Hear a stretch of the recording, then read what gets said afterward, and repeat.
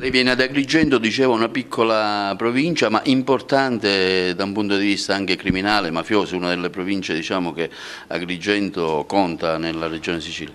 Sì, sicuramente è una provincia molto rilevante dal punto di vista della criminalità, ma una provincia importante in Sicilia anche dal punto di vista dell'imprenditoria, senz'altro in una posizione di rilievo. La Sicilia non è soltanto Palermo, non è soltanto Catania, non è soltanto polarizzata alle due estremità. Tra l'altro è un territorio che io non conosco dal punto di vista professionale, a cui mi approccerò con grande interesse.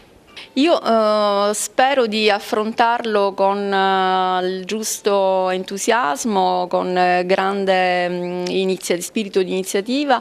Mi occuperò di un settore che rispetto all'immigrazione è sicuramente un settore diverso, però ormai tutto converge in un'unica direzione e sicuramente l'esperienza maturata negli anni scorsi all'immigrazione mi servirà anche per l'esperienza alla divisione di polizia anticrimine. Da cui comunque ho fatto in passato dei passaggi sia alla questura di Palermo che alla questura di Messina.